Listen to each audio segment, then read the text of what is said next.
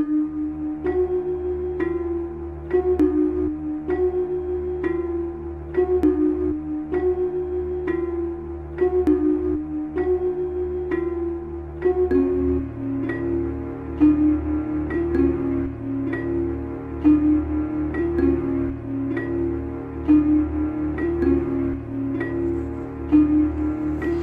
lot of people seem to have this idea or concept of leaders from the past, street organizations coming back to clean up a mess like the one that's going on in Chicago. So oftentimes you would hear the sentiments of a Larry Hoover or a Chief Malik being free to come to the streets to deal with the violence going on with the youth today. And contrary to popular belief, I think that's bullshit. Now, in Chicago, one thing about Chicago street tribes, youth organizations, that's different than any other place in the world is the social, political, and religious influence dealing with what media and law enforcement would call gangs. But at the root of the organizations, the ideologies, the belief system, and the codes, there's a thin line that will separate them from a social program. There's very thin lines that exist among Chicago youth group that would differentiate them from gangs to political parties and organizations. Jesse Jackson was once a Blackstone. I was told at the time that the Black P Stones, I was told, and I could be wrong, but I was told that the P was going to be for Panther Stone, because there was a time where they were either going to go the route of the Black Panthers instead of being the street organization. I have been well informed by members of the Black Disciples on the social programs.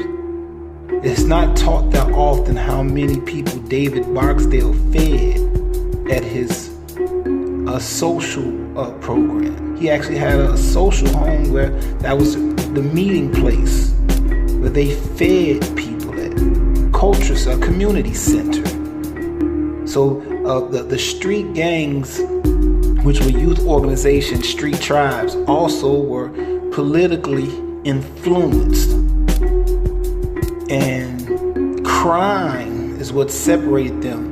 That same Blackstone party or Blackstone organization that became El Rookins could have been Operation Breadbasket that Jesse Jackson has.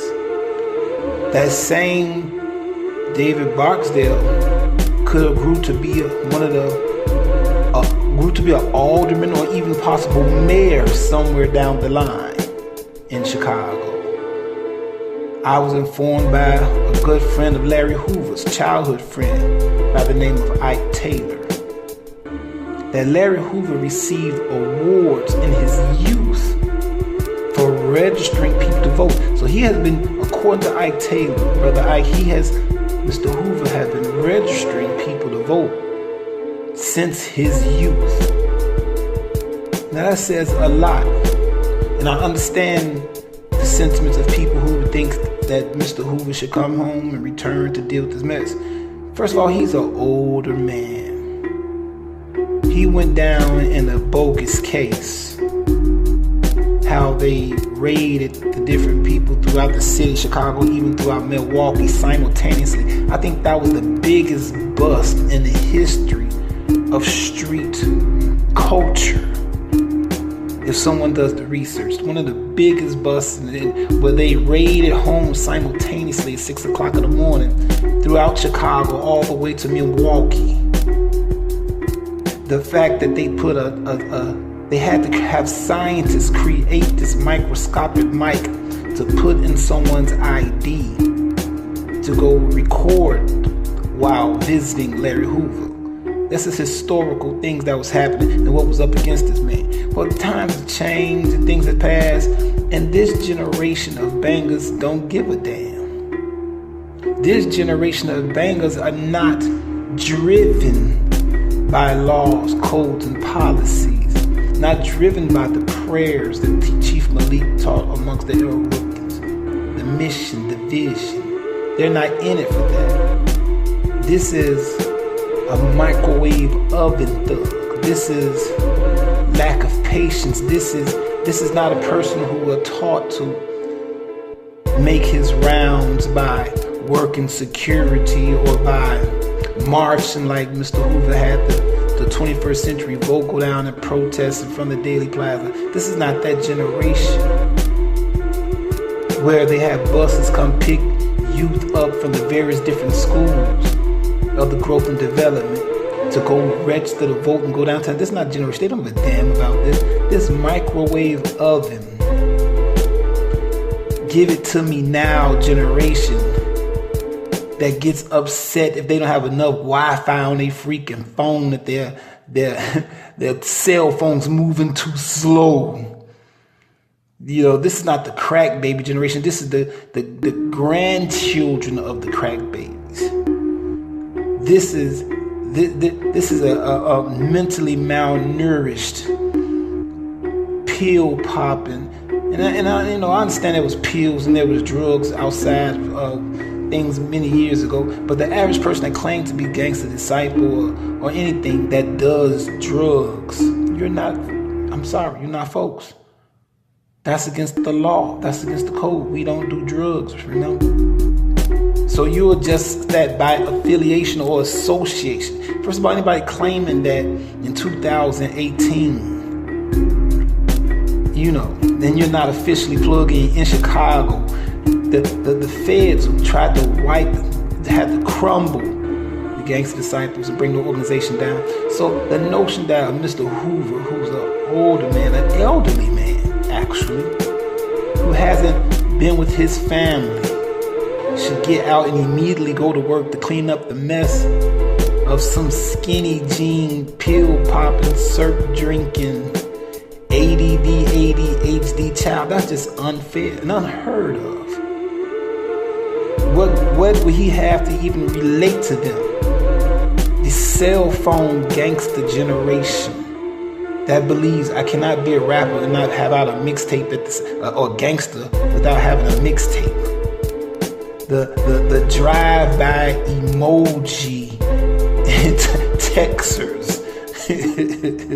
People in Chicago got killed because somebody read the wrong text or they sent a disrespectful emoji. How can you allow that to be disrespectful to your manhood? Oh, he sent me a purple emoji. What's that about? I gotta come see you. Come find me. As one brother had, lost his life from arguing over emojis. You want to worry a leader like Larry Hoover with coming out there? No, this is your mess. This is your problem. He can't talk to this generation of zombies, this chemically induced, malnourished generation that's off of the side. These are the side effects of the crack era, but it's so many years removed from the crack children. So many years removed from the children who suffered from crack. Not to mention the lead-based water that's in the public school system, the power dish. We're not dealing with the average person just because that's a black kid that's going through things. When I approach any one of these situations, I approach them like a mental patient. That's what stops me in my tracks when dealing with youth that I see going through these Kanye hissy fits. I think about I think about the lead-based water, and it's a shame that they've been drinking. Chicago shit is like Flint, if anybody knew it. The water system is real jacked up. So when I see the children acting the manner as they in, I see patience. I see mental patience. I see, drug-induced zombies that wake up and have flaming hot Cheetos for breakfast before they go to school. Go home to a pack of oodles and noodles. Wash it down with a soda. That's dinner. I was around in the public one time and heard a lady talking about her daughter who was eating the container that comes with the chicken nuggets at McDonald's, but it was just a honey mustard. She was just eating that by itself.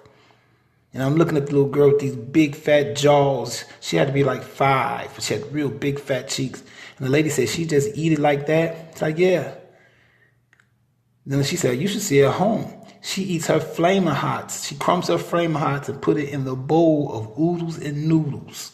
I almost dropped to my knees and prayed for the young lady right there. For this young girl. I'm looking at her. I said, high blood pressure and diabetes is in her DNA.